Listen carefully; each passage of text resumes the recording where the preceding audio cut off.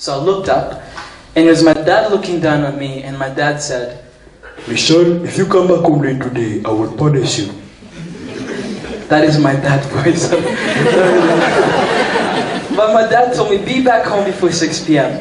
So I looked up at my dad and I said, Dad, I promise I'll be back home before 6 p.m. And so I ran to school, and halfway to school I met my best friend Kevin, who was 12 and I was 5. Now the only reason why Kevin was older than me was because as a 5-year-old kid, I was a little bit of a troublemaker. And every time my parents told me to do one thing I said, again, I did the opposite of what they told me. So I went to school with Kevin, and at that time Kevin was older than me, and as a troublemaker I used to get in a lot of fights, and sometimes with kids who were older than me. So I made friends with Kevin so he'd fight for me, and I'd watch him fight. And that was the only reason why Kevin and I were friends. And so we went to math class, and the teacher was teaching 1 + 1 = 2, and I wasn't really good at math, so that day I didn't really pay attention to my teacher. Instead, I was making spitballs and I was throwing at all the kids in the front, and then I'd hide behind my desk so they wouldn't see me. Now at the end of the day, the bell rang and all the kids were running back home. And at 5 years old, I sat on my desk and I started to weigh my options. And I kept thinking to myself, should I go home and be Daddy's little good boy like I promised him, be home before 6 p.m., or go to the soccer field, play soccer, and have fun instead? And at 5 years old, I made a choice that I'm sure a lot of people would have made in this room. I looked at the front door of my school, and instead of running home to be Daddy's little good boy like I'd promised him, I ran straight to the soccer field to go play soccer with Kevin. As I got in the soccer field, Kevin passed me the ball, and I shot it into the roof of the net. It was the best goal I'd ever scored, so naturally I started running around the field screaming, "Goal!" But as I was running around, I saw these army trucks, and 2 of them were racing right across the field that we were playing soccer. And so I looked at Kevin and I asked him why these soldiers were coming here. And Kevin looked down at me and he said, they're probably coming to watch me play soccer, so don't pay attention to them. Now because Kevin was older than me, I thought that, yeah, they're probably coming to watch him play. So I turned around to go kick the ball back into the net. But as I was turning around, I heard a gunshot going off in the background.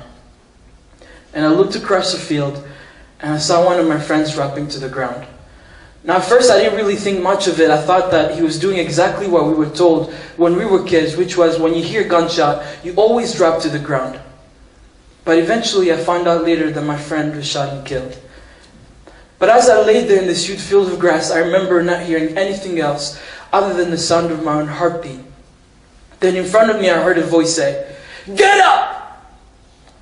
And so I got up and I started looking around the field, just trying to see what was going on. But every time I looked around, I looked at all my friends and they had tears coming down their face. I looked at the rebel soldiers and I didn't understand why they were coming to this field in the first place. And the only thing at that time as a troublemaker, I started to think, and the one thing that I could think about or try to rationalize this was that my father had hired these soldiers to make sure we understood why we needed to be home before 6 p.m. So as a troublemaker that I was, thinking this is a joke, I took a deep breath and I ran towards one of the rebel commanders and I kept yelling at him to let me go home, and every time I'd yell, he just kept laughing at me. Then one of the rebel soldiers came up with an AK-47 and they hit me in the head and I passed out. The next thing that I remember is just waking up in a truck and we're driving on this bumpy road. And as I looked around the truck, as I started to wake up and get consciousness, I just noticed there were these soldiers with AK-47 on the front of the truck, and we weren't allowed to get out. And so I started looking around the room as I panicked, trying to find where Kevin was, and I couldn't see him, nor could I even talk to him. And eventually, after driving for so long, the trucks eventually stopped, and we were told to get out. Now the typical troublemaker that I was, I remember being the first person to jump out of the truck, thinking that maybe I could run home after that. But the first step I took out of the truck, I remember hearing a crunch underneath my feet. And so I looked in the ground, and there was a skeleton. And as I looked across the fields, there were hundreds and hundreds of skeletons with no skulls. And again, I felt so terrified that I ran over to the commander and I begged him to let me go home. And I remember telling him that if he didn't let me go home, that my father was going to come there and he was going to punish me and them for not being home before 6 p.m. But he just kept on laughing at me. Then they gathered all the kids and they put us into a circle, and one of the rebel commanders came up and he stood in front of us and he said, We are going to initiate you into our army. So they grabbed my left arm, they grabbed the knife, and they slashed my wrist.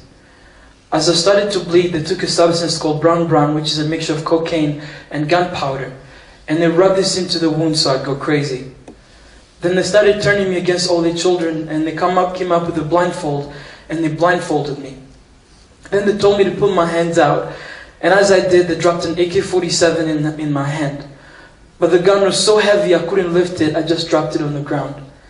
The same rebel soldier came behind me, he picked out the AK-47, he grabbed my finger and he put it on the trigger, and he started yelling at me, "Shoot! Shoot!" So I pulled the trigger. My hands shook and I dropped the gun on the ground.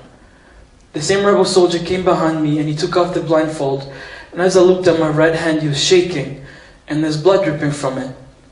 And as a kid I used to love Superman, so I was wearing a white Superman shirt, and as I looked at it, there's blood dripping from it too.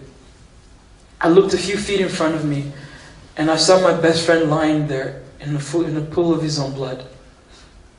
At 5 years old, I was forced to kill my best friend as a way of joining an army.